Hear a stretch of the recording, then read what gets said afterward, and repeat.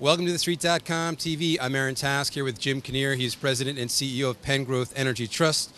Jim, welcome to TheStreet.com TV. Thank you very much, Aaron, and it's great to be here on the floor of the New York Stock Exchange with you. It's great to have you here after the close, I should mention, which is why it's emptied out so quickly. Pengrowth Energy Trust, one of the largest energy trusts in North America. Obviously, the issue for a lot of folks is on the regulatory side. On Halloween, the Canadian government said that they were going to change this trust structure from a tax perspective. Until 2011, they've grandfathered you in, I guess, until then. But what is your sense of how that has changed the environment for your company?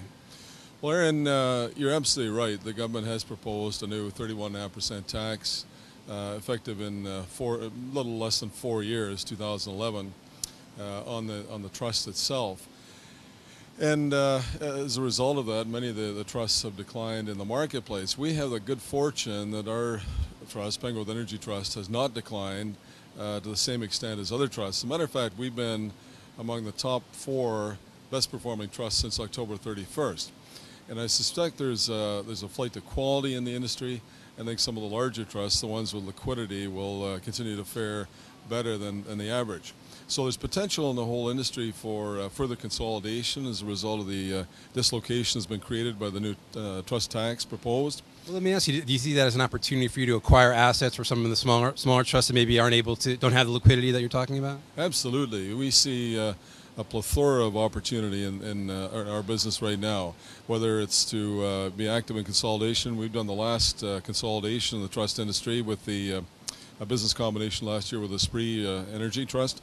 We see further potential in that business, further potential in the acquisitions. We raised 460 million Canadian subsequent to October 31st in the marketplace as a new offering of trust units. And so in a 90-day period last year, raised almost $1 billion Canadian. So we still have good access to the equity capital markets. And we also see good potential on the debt side. We as you know, did a private placement of debt in the U.S. about 3 years ago, 7-year money at about 5%, 10-year money at about 5.5%. So those are good rates. And we did a private placement in the UK of 50 million sterling at 5 years for about, 10 years for about 5.5% as well. So you have the liquidity to make deals if you want to make deals. What kind of where do you see the most attractive properties? And is it gas properties? Is it oil? A combination thereof? We see opportunity in both areas. Both oil and gas at the present time have favorable fundamentals, and there could be opportunities to acquire either both oil and natural gas. We're about half natural gas, our current production. The balance is oil and natural gas liquids, and see that as a good balance. So we'd probably maintain a reasonable balance between oil and natural gas. And in terms of those commodities, oil prices spiking today, in part because of some of the arrests in Nigeria. Natural gas prices have been trending higher of late. At what point does it become uneconomical for you to acquire new assets? Well, in terms of oil price, you're absolutely right. Some people subscribe to the peak oil theory that oil production worldwide is leveling off. And indeed, that's the case, and India and China continue to expand their economies at the rates of 8 to 10% per annum. Increased oil consumption there would mean that oil prices will continue to remain firm. And natural gas, of course, we've got an ongoing shortfall in supply in North America. Despite record drilling activity, production in the lower 48 continues to decline.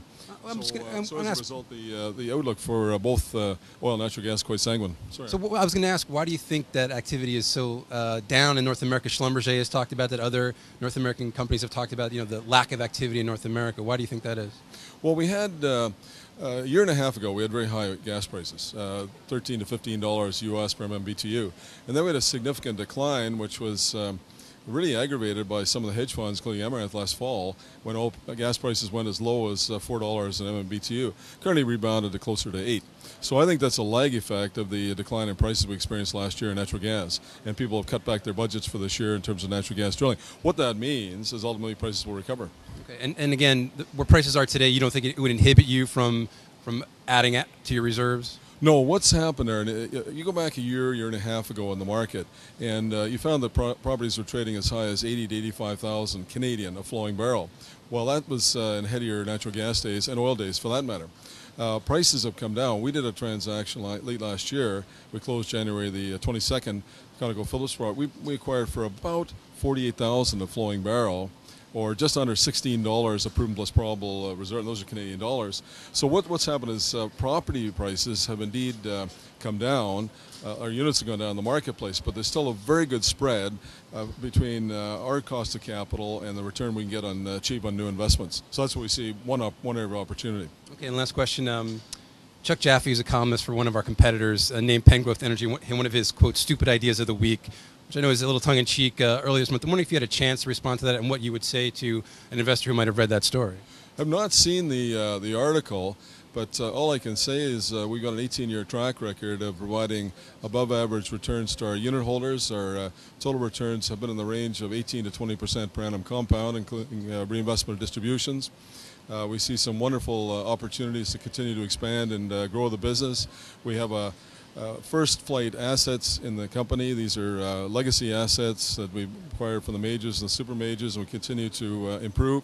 And more recently, and very importantly, we brought in a first-class team of individuals, very top-notch individuals, to manage the investments on an ongoing basis. So we're poised. No other trust in recently has done like $2.7 billion of transactions in the second half of last year. No other trust has raised $1 billion, almost $1 billion in new equity in the second half of last year. We continue to stick with our business model, continue to build the business, and add value for our unit holders. All right, my guest has been Jim Kinnear, President and CEO of Pengrowth Energy Trust. Jim, thanks very much for being here. Thank you, Aaron. I'm Aaron Task. Stay tuned for more of TheStreet.com TV.